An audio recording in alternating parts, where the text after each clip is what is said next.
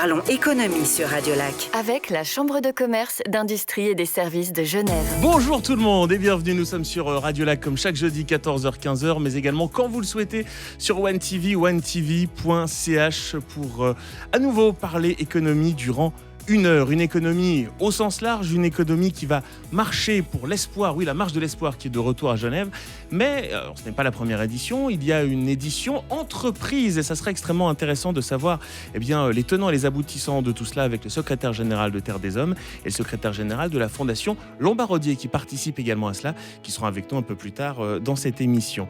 Nous nous intéresserons également au bénévolat, c'est extrêmement important, ça devient même, j'irais presque une compétence, non, dans les entreprises. On aura en tout cas les éléments de la directrice de la Fondation Compétences Bénévoles qui sera avec nous. Autour de la table, il y a Éric Simonin, bonjour. Bonjour. Sans clim aujourd'hui, mais quand même avec beaucoup d'enthousiasme. Éric Simonin, vous êtes responsable de projet au département politique de la CCIG. Tiens, il y a une nouvelle campagne qui va bientôt démarrer à Genève pour soutenir le commerce local. C'est politique, ça ? Oui, c'est politique.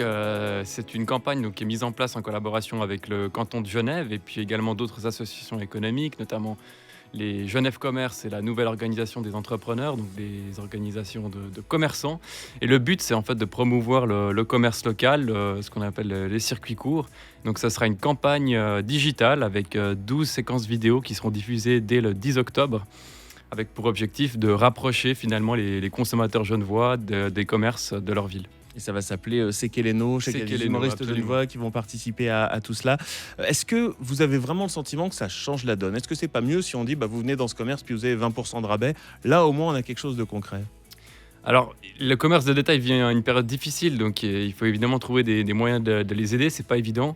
Une manière de le faire, c'est finalement de faire connaître ce qui existe à notre proximité et puis essayer de faciliter cette adaptation avec les défis que représente évidemment notamment le commerce en ligne et puis la période difficile qu'on a eue avec ces dernières années de Covid. Oui, il y a énormément de belles choses à Genève, je vais être très franc, moi j'habite dans un quartier où il y a beaucoup de restaurants italiens qui sont très bons, mais je me dis à chaque fois qu'on sort c'est pour aller dans un restaurant italien et je tombe complètement par hasard sur une petite perle il n'y a pas longtemps et je savais même pas que c'était à côté de chez moi. Ça va être aussi, j'imagine, l'intérêt de ce genre de campagne dont on reparlera. Et nos premiers invités, les voici. Parlons économie sur Radio Lac. Le Focus. Bonjour Guillaume Massard. Bonjour. Vous êtes directeur général de la Fondation pour les terrains industriels. Bonjour Vindao. Bonjour. Directeur général de la FPAV, qui est la Fondation Praille Acacia Vernet.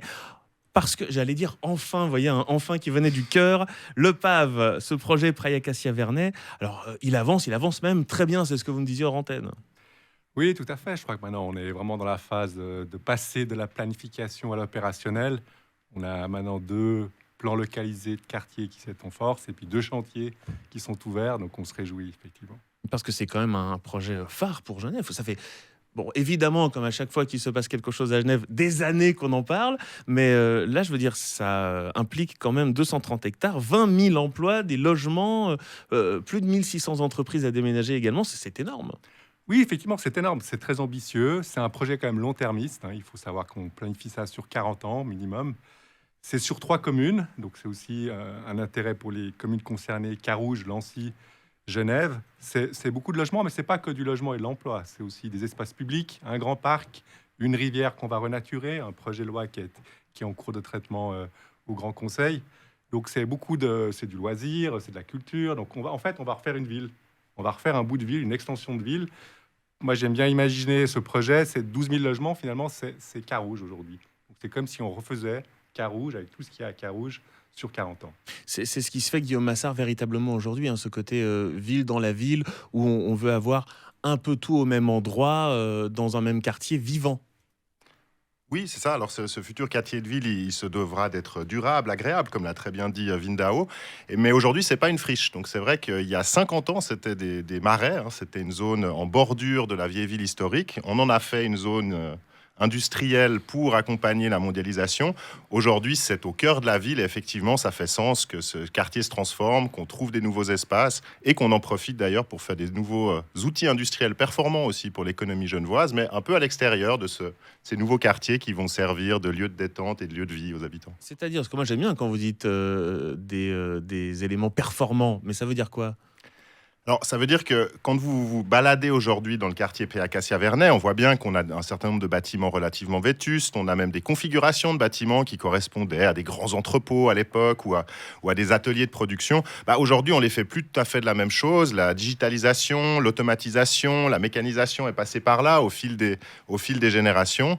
Et aujourd'hui, on se doit déjà dans un canton assez petit comme Genève, au foncier très contraint, très restreint. On le dit souvent, chaque mètre carré compte. Que c'est poli. C'est Non, bien mais c'est dit, vrai, merci. De faire aussi pour les activités économiques une forme de densification et du coup une forme de réorganisation avec des bâtiments plus performants énergétiquement, plus performants pour produire, mieux configurés avec les nouveaux outils de production d'aujourd'hui, comme on l'a dit, automatisés, utilisant des robots, utilisant de l'intelligence artificielle et autres. 230 hectares, je l'ai dit, 1650, ça c'est le nombre d'entreprises et des emplois, des logements, 20 000 emplois. Comment on déménage 1650 entreprises ?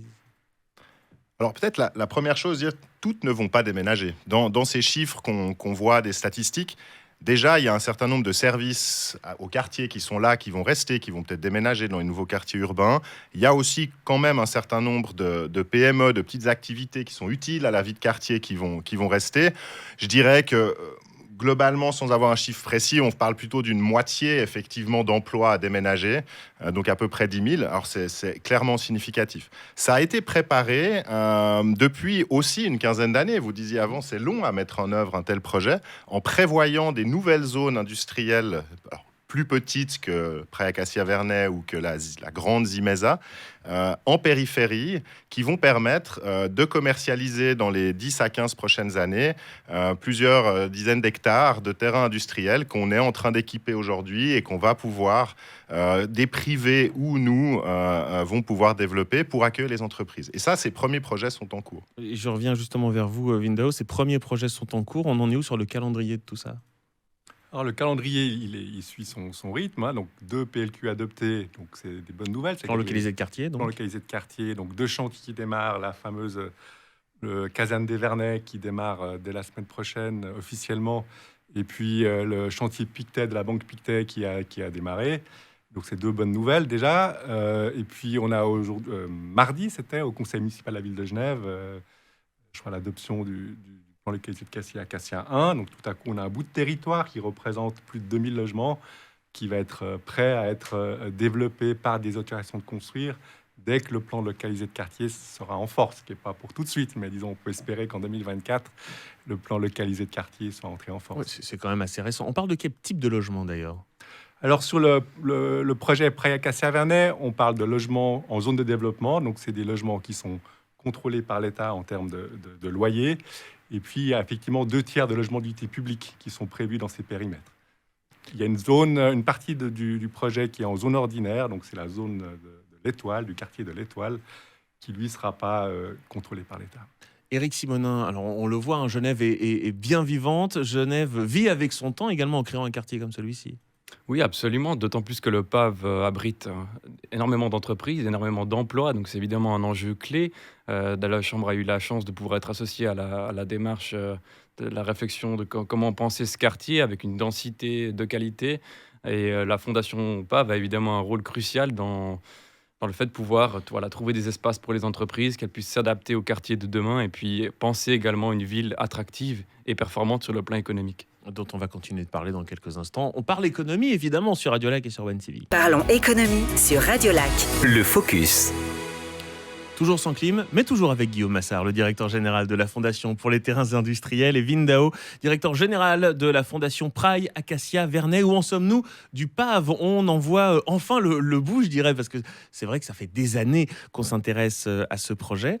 C'est donc un puzzle véritablement à mettre en place, sauf que tout le monde doit travailler en même temps pour la même finalité. Ça fonctionne comment ça, Guillaume Massard ? On va commencer par dire que ça fonctionne bien. Oui, c'est bien vrai. sûr.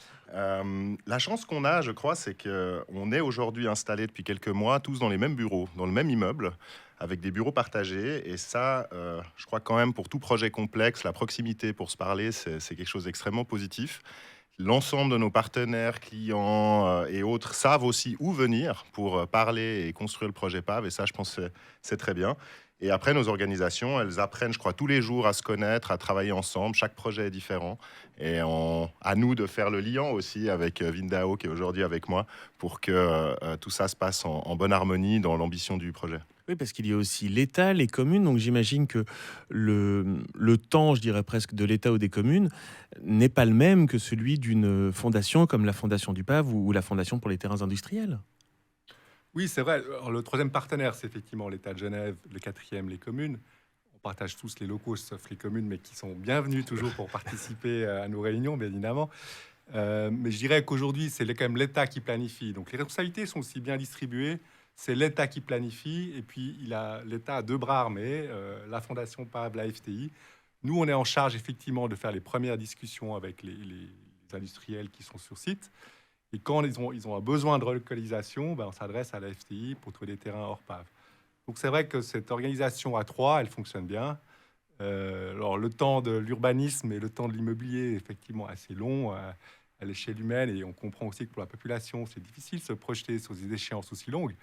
Mais voilà, c'est comme ça, on n'est pas tellement forcément plus lent qu'ailleurs. Il ne faut pas s'imaginer qu'en France ou en Suisse allemande, ça va tellement plus vite. Ça va peut-être un petit peu plus vite, mais c'est le temps de l'immobilier qui fait de l'aménagement du territoire, qui fait qu'on tire ces projets effectivement sur 10 ans. Mais Vous savez, à Radiolac, les travaux de cet été ne sont toujours pas terminés. Ouais. Donc je vous rassure, il n'y a pas que vous. Moi, j'aimerais bien comprendre finalement le champ d'action de vos différentes fondations. Les terrains industriels, c'est déjà un peu dans le nom, mais quand même, sur un élément comme le PAV, qu'est-ce que vous avez à y faire? Je veux dire, il y a quand même une disponibilité des terrains industriels qui est assez particulière.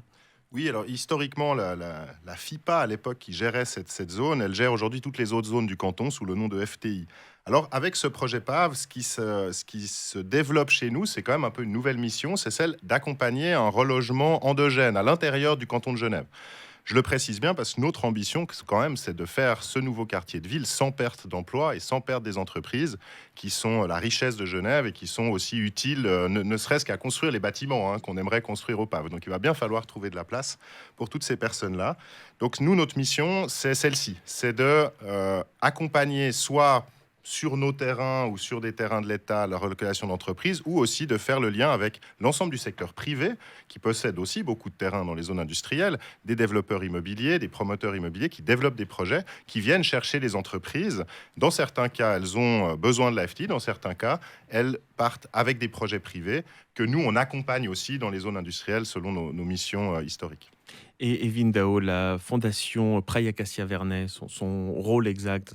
Alors nous, on est vraiment à l'interface entre la planification et l'opérationnel, et entre le passé et le futur. C'est-à-dire qu'on doit contribuer et indemniser les entreprises que la FTI va relocaliser. Puis une fois que les entreprises sont parties, on va réattribuer ces terrains aux futurs développeurs pour les projets de logement. Donc on a ce rôle de mise en œuvre du projet, on a ce rôle de régler le passé et de régler le futur. Donc on est vraiment au milieu du gué. Donc nous, on ne serons pas constructeurs, on est propriétaire, on est un opérateur foncier, donc on est propriétaire d'environ 60% des terrains sur lesquels il y aura ces projets de logement, mais on va les attribuer, ces terrains, à des promoteurs, des coopératives, des fondations de droit public, qui, eux, construiront les logements prévus par le projet. Et est-ce que ça veut dire quand tout cela sera terminé, la fondation PAV sera dissoute? C'est prévu par la loi. On a une durée de vie de 40 ans prévue par la loi. Donc, dans 40 ans, on est censé rendre tous nos projets construits à l'État de Genève. Vous avez encore donc de beaux jours devant vous. Encore des beaux et quelques cheveux gris aussi. Justement, alors je ne vais pas vous demander si vous avez plus de cheveux gris depuis que vous gérez tout ça, mais on va plutôt parler du futur. Vous nous avez dit déjà où on en était, les prochaines échéances précises, quelles sont-elles? Alors, là, précis, vous nous avez parlé d'un deuxième plan localisé de quartier déjà. Oui, il y a la livraison, du concret. Du concret. Allez. Donc, la caserne des Vernets, ça ouvre cet automne tout prochain, donc c'est livraison 2026. Le projet de la Banque Pictet qui donc refait son siège, et effectivement c'est une entreprise qui reste au PAV mais qui va s'agrandir, qui va aussi générer de l'emploi, c'est 2027. Il y a un projet de logement aussi avec cette opération-là, et puis derrière il y a une autre opération qui va se décliner 2028-2029 Donc voilà, les premiers logements, on peut estimer 2026, très concrètement, seront sur le pas réalisés à cet horizon-là. Et ils seront pleins le 2 janvier 2026, hein, si jamais ils sont lancés le premier, on imagine bien. Merci beaucoup en tout cas d'avoir éclairé nos lanternes sur cette question, Vindao. Je rappelle que vous êtes le directeur général, c'est mieux sans bafouiller, de la Fondation Praille Acacia Vernet. Guillaume Massard, vous êtes le directeur général de la Fondation pour les terrains industriels. Merci beaucoup d'être venu nous voir. Merci Nzaraki, merci. Parlons économie sur Radio Lac. Genève innove. Quelle place pour le bénévolat? Bonjour Emmanuel Sirioschenk. Bonjour. Merci beaucoup d'être avec nous à distance. Vous êtes directrice de la Fondation Compétences Bénévoles. Alors aujourd'hui, on dit que c'est une véritable ressource, le bénévolat. Ça représente quoi exactement? Alors le bénévolat, c'est un engagement très important au niveau de notre pays, puisque grâce à l'Office fédéral de la statistique, on sait que plus de 15,9% de la population résidente en Suisse âgée de 15 ans et plus s'engage dans du bénévolat dit organisé pour au moins une activité, ce qui représente 1,17 million de personnes. Donc ce n'est pas anodin au niveau de l'engagement. Par rapport à notre activité plus particulièrement, notre rôle, c'est vraiment d'établir un pont entre le monde associatif et l'économie privée par le bénévolat de compétences. Donc, au niveau de notre réseau, c'est plus de 200 personnes qui ont adhéré au réseau de la Fondation depuis sa création. Et concrètement, en fait, on propose aux acteurs associatifs d'obtenir le soutien d'un bénévole qualifié pour concrétiser la mise en place d'un projet qui s'inscrit en dehors de son cœur de métier. Et un exemple, la directrice d'une association qui vient en aide à des jeunes parents nous a toqué à notre porte parce qu'elle souhaitait mettre en place des outils financiers. Nouvellement en place au niveau de la direction, c'est une personne qui avait une formation dans le social, un parcours professionnel dans le social. Elle s'est retrouvée à la direction de cette association. Et puis, grâce à ces outils, elle souhaitait avoir un suivi régulier de sa trésorerie et puis faciliter aussi la préparation de ses budgets. Et elle a toqué à notre porte et puis on a pu la mettre en lien avec Joseph qui est contrôleur de gestion de métier. Et ensemble, grâce à l'accompagnement proposé par Joseph, elle a pu mettre en place ces outils financiers. Mais Voilà, donc ça veut dire que très concrètement, il y a des entreprises qui viennent vous voir pour que leurs employés qui le souhaitent puissent mettre des compétences à disposition. C'est ce lien que j'aimerais bien comprendre exactement. C'est-à-dire, quand vous dites que quelqu'un est venu toquer à notre porte, c'est un employé ou c'est une entreprise? Non, alors la personne qui est venue toquer à notre porte, c'est les structures auxquelles la Fondation s'adresse, à savoir des associations et des fondations, donc à but non lucratif. Ça, c'est vraiment le réseau de bénévoles qui s'engagent au sein de notre fondation, viennent en aide à des acteurs du secteur associatif. Et ce pont concret, en fait, c'est que le réseau des bénévoles est majoritairement issu du monde de l'économie privée. 80% de ces personnes sont issues de l'économie privée, 20% sont d'heureux retraités. Et parmi ces personnes issues de l'économie privée, la majorité sont bien sûr en emploi, ont des profils de compétences qui sont des profils qui font dire aux gens, tiens, ils ne doivent pas avoir beaucoup de temps. Mais en fait, ils en ont parce que ce qu'on propose, c'est vraiment un engagement ponctuel en phase avec les compétences métiers, dans le cadre d'une collaboration qui est clairement définie, de durée limitée, avec des résultats tangibles et qui sont coordonnées, ces collaborations, par l'équipe de la Fondation. Donc, le moyen, en fait, de doter le réseau de bénévoles de la Fondation, c'est des participations à des cours de préparation à la retraite, mais c'est aussi des liens avec les entreprises marraines de la Fondation qui nous donnent une visibilité auprès de leurs collaborateurs. Et les gens qui s'engagent dans notre réseau le font à titre individuel et sur leur temps libre parce que c'est un engagement qui prend 4 heures par mois pendant 4 à 8 mois en principe. Donc voilà, ça vient renforcer le dispositif de l'engagement citoyen proposé par les entreprises privées. Oui, 4 à 8 heures par mois, on se dit c'est pas énorme, mais il faut quand même assurer ces 4 à 8 heures par mois pendant tout ce temps. J'aime bien le terme que vous employez sur votre site internet, vous êtes un accélérateur des solidarités. Et on voit bien, ça devient aujourd'hui une belle complémentarité. Il y a quand même 77 projets qui sont soutenus cette année, c'est pas rien. Comment on les choisit ? Alors, on est vraiment une ressource à disposition du secteur associatif ou non lucratif plus globalement, qui englobe les fondations et les associations dans notre pays majoritairement. Et puis, lorsqu'elles ont un besoin d'être accompagnées, qu'elles souhaitent renforcer ou consolider des compétences qu'elles ont mais au contact d'une personne qui vient du métier, elles prennent contact avec nous. Donc, c'est 77 projets qu'on a accompagnés l'année dernière sur l'entier de la Suisse romande. Je tiens à le préciser. Ils sont issus d'associations qui viennent du monde du social, comme par exemple, ça peut être Caritas, ça peut être Lecture et compagnie, de l'environnement, comme Alternativa ou le Festival du film vert, de la culture, comme Pachamama Connexion, du social, ça je l'ai dit, Caritas, pardon, de la santé, la Fondation San Filippo ou Cap Loisirs, et de la culture, je l'ai dit également. Voilà, donc social, environnement, sport, santé et culture sont les bénéficiaires de la Fondation Compétences Bénévoles. Oui, donc, il y a tout un travail de faire connaître la Fondation à ces acteurs associatifs pour leur dire, ben voilà, si vous voulez un échange avec quelqu'un du métier, issu de l'économie privée majoritairement, vous pouvez prendre contact avec nous. Et on organise ce mariage à trois. Hein, c'est un petit, voilà, c'est vraiment une relation entre le bénévole de la Fondation, l'association qui nous sollicite et le coordinateur de compétences bénévoles, ce mariage à trois qui est de durée limitée et que l'on organise depuis 2008. Sacré temps libre, dis donc, pour faire un mariage à trois.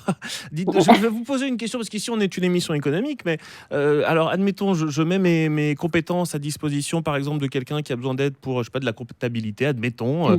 Est-ce que, du coup, je suis pas en train de piquer le travail d'une fiduciaire qui pourrait le faire contre rémunération ? Alors, vous ne faites pas, non, vous allez même renforcer en fait le lien futur qui pourra s'établir entre l'association que vous aurez accompagnée et le prestataire de service qui, dans le cas que vous mentionnez, serait une fiduciaire, puisque ça, c'est un des impacts de compétences bénévoles, hein, c'est de permettre d'avoir une relation plus facilitée avec le prestataire de service futur. Je m'explique. Dans le cas que vous évoquez, le bénévole qu'on va mobiliser, il ne va pas tenir la comptabilité à la place d'une fiduciaire ou d'un bénévole qui tiendrait la comptabilité. Il va aider l'équipe de l'association à mettre en place des outils financiers, mais il ne va pas faire à la place, il va aider à faire. Donc, ceux qui doivent pouvoir mener à bien la réflexion, c'est vraiment l'équipe de projet de l'association qui nous sollicite. Et puis, voilà, il n'y a pas de coût pour l'association qui nous sollicite, il n'y a pas de sortie financière.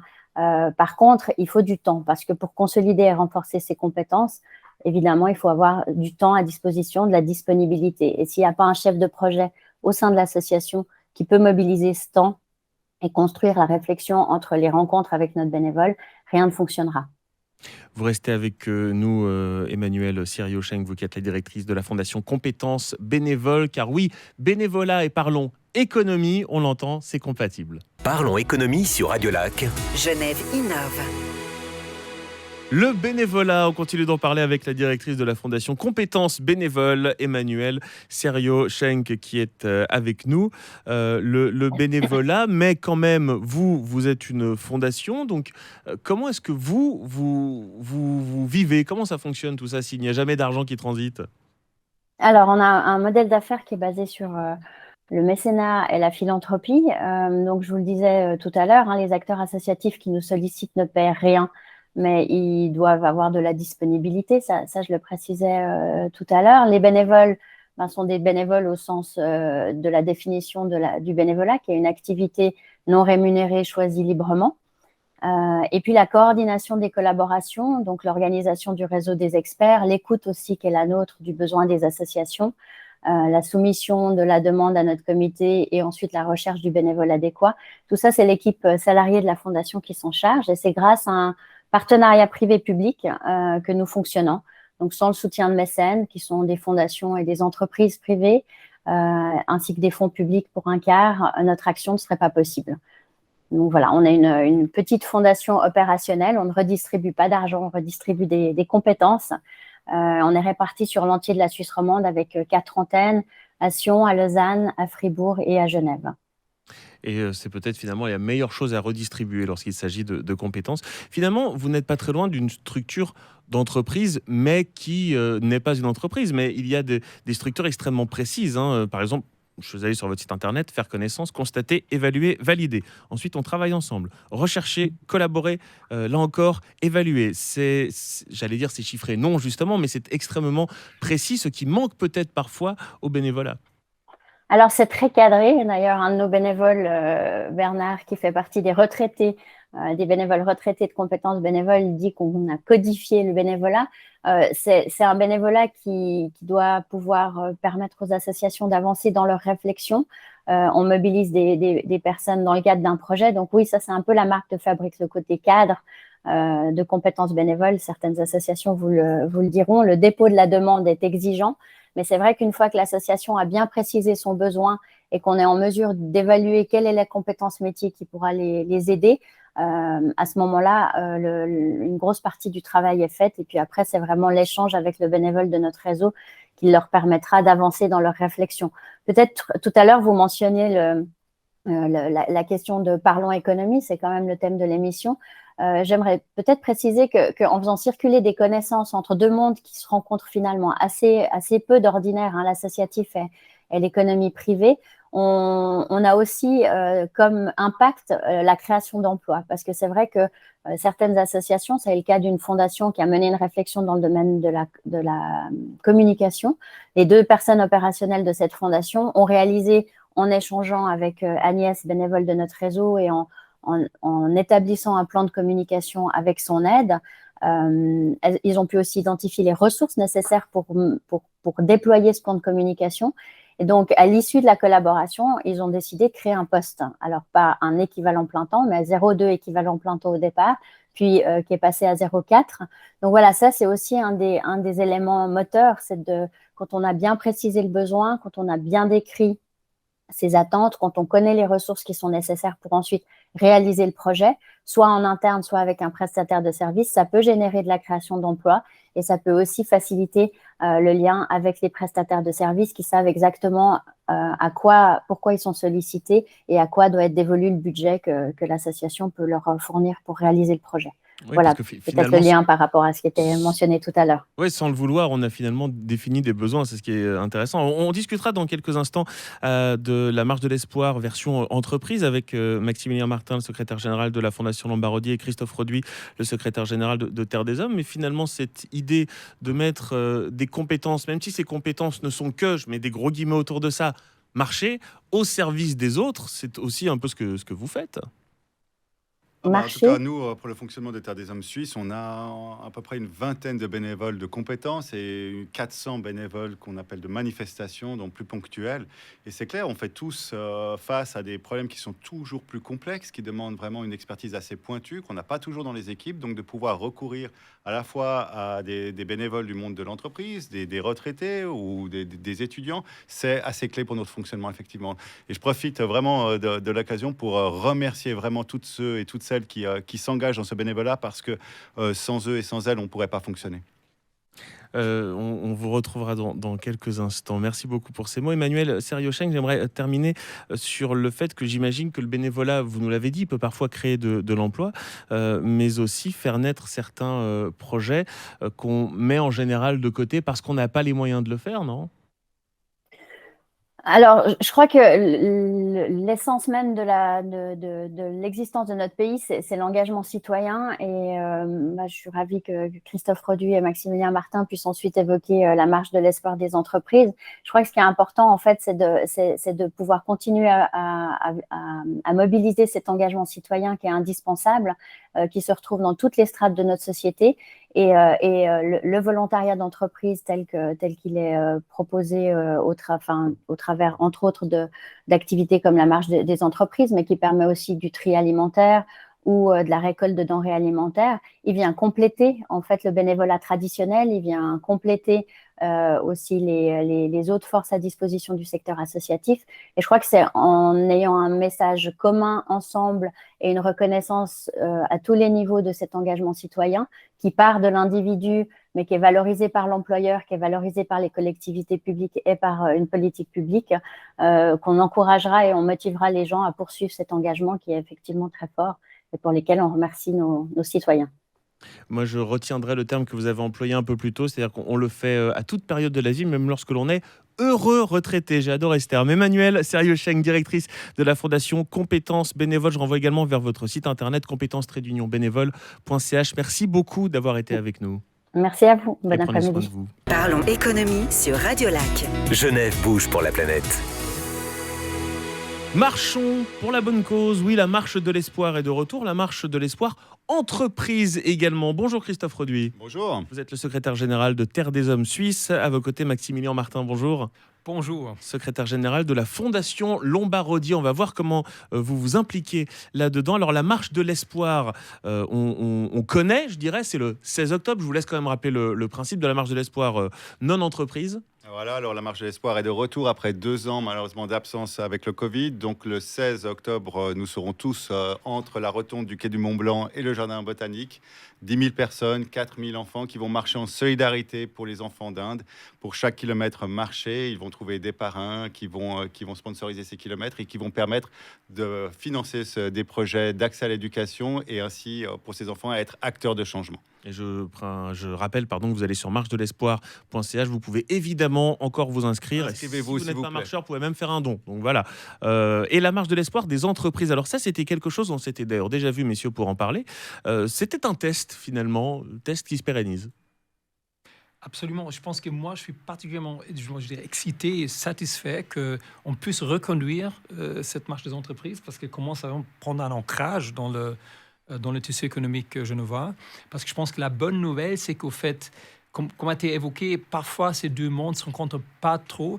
Je ne suis pas sûr que c'est vrai parce que nous sommes tous des êtres humains, des citoyens, nous sommes engagés, mais nous travaillons aussi, évidemment. Et donc, c'est excellent qu'on ait cette opportunité de faire des choses ensemble dans un cadre structuré.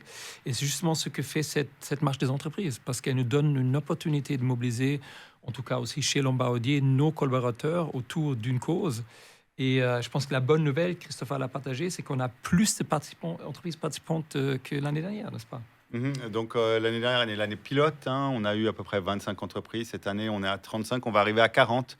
Donc on est très très content. Effectivement, il y a une progression. L'événement est en train de s'inscrire dans le paysage genevois et on rencontre vraiment un grand engouement, un grand intérêt de la part des entreprises. Alors la différence avec la marche de l'espoir, que j'appellerais marche de l'espoir enfant, c'est que là, ça dure du 16 octobre comme l'autre, mais jusqu'au 20 novembre. Est-ce que c'est le même principe? Plus on se déplace, plus on gagne de l'argent, plus on est sponsorisé? C'est le même principe. La marche de l'espoir, c'est vraiment une journée de fête le 16 octobre. Là, on est sur une période qui va du 16 octobre, donc le lancement de cette marche, jusqu'au 20 novembre, la Journée internationale des droits de l'enfant. Et le but pour les entreprises, c'est de se lancer un défi, aux équipes pour que, sur un certain nombre de kilomètres, les équipes marchent. Si le nombre de kilomètres est atteint, eh bien, il y a une donation de la part de l'entreprise pour soutenir d'un projet qu'elle choisit parmi les projets de Terre des Hommes. Ce qui est aussi important de mentionner, c'est que ce n'est pas un événement sportif, c'est un événement de santé. On vise la cohésion des équipes, on vise la bonne santé des collaborateurs et collaboratrices, et bien sûr une action sociale pour les droits de l'enfant. Mais on peut marcher, on peut courir, on peut faire du vélo, on peut faire du marathon, on peut faire ce qu'on veut. C'est pour les sportifs et les non-sportifs et c'est vachement important. Donc tout simplement aller travailler à pied, déjà là, on marche quoi. Voilà, alors marcher, aller simplement avec ses collègues, marcher, chercher un sandwich, manger ensemble à midi, c'est aussi de la marche. C'était important parce qu'on voulait que les équipes puissent se retrouver et qu'on puisse avoir l'occasion de marcher peut-être avec des collaborateurs et collaboratrices avec lesquels on passe pas forcément beaucoup de temps. Donc on voulait pas seulement que ce soit le club des sportifs qui se réunissent, mais tout le monde dans l'entreprise. Oui, c'est une sortie de boîte finalement d'une certaine manière, on peut le voir. Qui dure un mois. Je vois quand même que la CCIG est partenaire. Alors bon, je me permets, mais si jamais Nicolas Granger qui prépare cette émission participe à vélo, ça va coûter très cher à la CCIG parce qu'il en fait beaucoup. Et Éric Simonin, il faut quand même qu'on parle aussi de ce partenariat. Oui, absolument. En premier lieu, je tenais à féliciter monsieur Roduit et monsieur Martin pour ce projet qui, comme ils l'ont dit, était un projet pilote l'année passée. À la Chambre de commerce, on a eu le plaisir d'y participer. Nous, ce qu'on avait fait, c'était une sortie entre collègues un après-midi. Donc, l'occasion également de faire une sortie de cohésion de groupe, de team building. Donc, une excellente occasion de découvrir aussi sur les bords du lac, aller faire un tour. Et puis, faire un geste en même temps, évidemment, pour les enfants. Et comme M. Martin l'a dit, le monde de l'entreprise et du bénévolat est en fait lié, mais par des relations interpersonnelles. C'est-à-dire qu'on est quasiment tous impliqués bénévolement en dehors du travail. Puis là, c'est l'occasion un petit peu de raccrocher ces deux mondes et c'est une très belle initiative. Et la Fondation Lombardier, qu'est-ce qu'elle a à voir là-dedans exactement? Donc, d'un côté, disons, quand l'idée est née au début, il fallait, on parle philanthropie, donc forcément il faut développer une plateforme, il faut créer un nouveau projet. On parle quand même de ressources financières, donc au fait, on les a fournies afin de rendre cela possible, cette plateforme. Et on s'est impliqué aussi, donné qu'on a comme une certaine, je dirais, compétence dans le monde des entreprises, donner un peu notre input, notre know-how, afin que ceci puisse être, je dirais, structuré de manière que ce soit attractive au monde des entreprises. Donc on a joué un rôle assez actif, je dirais. Et bien sûr, on était là au lancement aussi. Il n'y a pas beaucoup de collaborateurs qui ont marché. Certains, comme moi, ont couru aussi, et comme Christophe. Et on est très, très content de reconduire l'exercice. Pourquoi? Je pense que dans la première édition, c'était juste après Covid. Il fallait vraiment que ces équipes se retrouvent.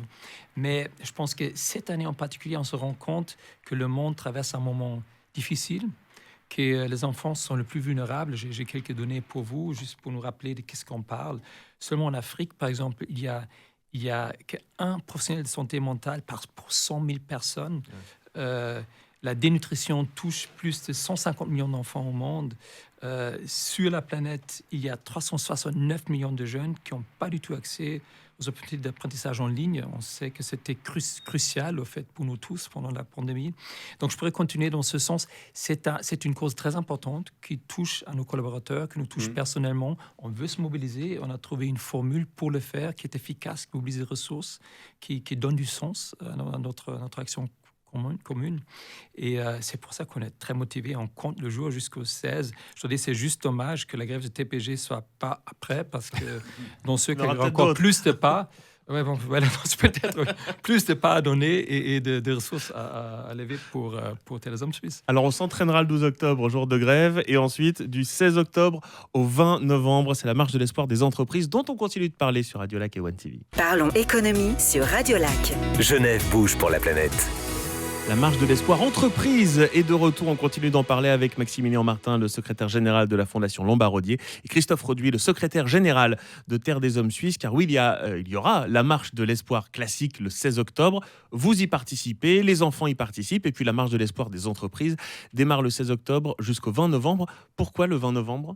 C'est la Journée internationale des droits de l'enfant et ça nous semblait important de donner aussi un temps plus long pour les entreprises pour un peu s'inscrire dans leur synergie, dans leur dynamique. Le but pour Terre des Hommes Suisses, c'était véritablement, face à la situation très difficile des droits de l'enfant qu'a décrit Max, de pouvoir aussi mobiliser plus largement les Genevois et les Genevoises et aller vers le monde de l'entreprise, tout en fournissant un outil clé en main qui serve à la dynamique interne de l'entreprise. Je note quand même ce dont on parlait un peu plus tôt, à savoir plus d'entreprises aujourd'hui, parce que c'était un test la première fois, cette marche de l'espoir des entreprises. Il y a donc plus d'entreprises maintenant, alors que le contexte économique, lui, est nettement moins facile qu'il y a à peu près encore une année. C'est dire l'importance que ça a pris. Je pense qu'on peut vraiment dire ça, parce que d'un côté, donc on a eu l'édition de test l'année dernière, on a eu une séance de debriefing entre les participants qui était très positive, et je pense qu'il y a eu évidemment beaucoup de contacts avec de nouvelles entreprises. Il y a certaines qui ont dit cette année ne pourront pas participer. On a quand même doublé, c'est excellent. Mais je pense que dans le futur, il y aura chaque fois plus, parce que c'est une addition logique au fait, au know-how, à la formule de Télésom Suisse, parce que les adultes veulent s'impliquer aussi. Donc, moi, j'ai 2 enfants qui sont déjà à l'âge de l'université. Mais bon, moi aussi, je veux faire quelque chose. Et j'ai beaucoup de collaborateurs qui sont dans la même logique. Donc, on est ravis au fait de pouvoir aider à Télésom Suisse en mobilisant nos collaborateurs chez Lombardier et aussi aider à créer une plateforme qui puisse mobiliser les autres. Parce qu'on est vraiment dans la logique du partage, de l'envie de faire du bien. Parce que justement, je voulais vous demander comment ça se présente très concrètement. Une entreprise veut participer. Est-ce qu'il faut inscrire le nom de chaque collaborateur ? Comment on fait pour finalement vous reverser de l'argent ? C'est très simple. L'entreprise qui veut participer prend contact avec nous. Et d'ailleurs, j'appelle les entreprises qui ne se sont pas encore manifestées à le faire. On a encore du temps jusqu'au 20 novembre. Et donc, simplement, on discute avec elles. On définit un nombre de kilomètres qui peut être 100, 1000, 10 000 en fonction de la taille. Parce que c'est aussi important de mentionner qu'on a toutes les tailles d'entreprise. On a de la toute petite PME au plus grand groupe. Lombardier, par exemple. Par exemple. Une petite PME. Et une fois qu'on est d'accord sur ce défi, eh bien, on fournit clé en main cet outil avec l'outil de toutes les informations de communication en interne, une plateforme digitale pour enregistrer le nombre de kilomètres. Le but pour nous, c'est véritablement que ce ne soit pas un poids pour l'entreprise, mais que ce soit plutôt un outil de synergie, de réalisation de la politique de responsabilité sociale. On mettait, il y a encore quelques années, le monde de l'entreprise d'un côté, le monde, je dirais presque, je ne veux pas dire du bénévolat, mais de l'aide de l'autre. C'est terminé tout ça, enfin, on le voit avec vous. Je pense que vous avez raison, parce que, disons, la quête du sens est au cœur de tout. J'étais, par exemple, ce matin chez Building Bridges, où on voit nettement la finance en train de se redéfinir, réinventer avec la durabilité au cœur. Je me permets, voilà, c'est la finance durable. La finance durable. Et ici, c'est la même logique. En fait, aujourd'hui, les gens, nous tous, voulons bien sûr être professionnels, travailler, mais en même temps faire des choses qui sont bien et collaborer, aider aux autres et aussi à ceux qui sont moins favorisés que nous et les enfants étant le plus fragiles, le plus vulnérables. C'est évident qu'il faut faire une action particulière. Donc oui, je pense que c'est le futur, c'est ce type d'action. Et je pense qu'à Genève, on a la chance d'avoir une vitalité énorme du secteur associatif qui nous permet d'être vraiment le précurseur de ce type d'initiative. Et je vais être honnête, parce que souvent, ces fondations, on ne sait pas trop ce qu'elles font. Des fois, on se dit, mais c'est quoi, c'est opaque, etc. Elles sont assez discrètes. Et c'est tout à votre honneur, sincèrement, Maximilien Martin, de venir ici pour dire ce que fait la Fondation Lombardier en participant, par exemple, à la marche de l'espoir des entreprises. Nous avons en réalité, disons, trois champs d'action. Donc, on travaille sur l'humanitaire, sur l'éducation et sur les initiatives locales. Et l'initiative locale, il faut vraiment avoir une valeur ajoutée. Donc, aider à faire naître un projet de ce type qui est structurant, catalyseur, fédérateur, est absolument excitant. C'est ce type d'action qu'on aime préconiser, qui laisse aussi créer un espace, laisse de la place pour les autres, parce que l'idée n'est pas de tout faire seul. Une fondation ne peut pas tout faire seule. Elle peut mettre en marche des projets de haute qualité afin que les autres s'associent. Et je pense que c'est qu'on est en train de réussir ici. Voilà donc un projet. Je ne sais pas si vous en avez d'autres, peut-être, dont vous souhaitez parler à la Fondation Lombardier. Alors, on a de nombreux projets. Donc, donné qu'on est limité dans le temps, je vais juste mentionner deux qui nous tiennent particulièrement à cœur. Donc, au fait, on va, dans environ une semaine et demie, lancer un cours à l'IMD sur la finance innovante. Parce que si on veut utiliser le know-how, savoir-faire financier de la place pour la finance durable dans le secteur des organisations internationales, il faut créer de la capacité. Donc, c'est un cours à l'IMD qui forme, au fait cette formation pour les décideurs afin qu'ils puissent utiliser la finance durable. Un autre projet qui a été annoncé aujourd'hui, c'est un soutien conjointement avec Rolex et la Fondation Stavros Niarchos à l'ETHZ, l'EPFL, le CICR, vous l'avez déjà vu, on aime bien la technologie. Ici, dans ce cas, la technologie digitale. Oui, vraiment très connecté, là, vous voyez. Ouais, voilà, c'est très bien. Au fait, c'est un projet qui permet de créer de nouveaux projets technologiques dans l'action humanitaire, afin d'aider au CICR des autres organisations du secteur de vraiment travailler avec les nouveaux outils pour distribuer leurs médicaments, etc. Donc, c'est un projet important. Et c'est ce type de projet qu'on mène, donc toujours innovateur, fédérateur. Et là, je vous nomme deux, mais vous pouvez bien sûr aussi consulter notre rapport annuel, par exemple, si vous voulez plus.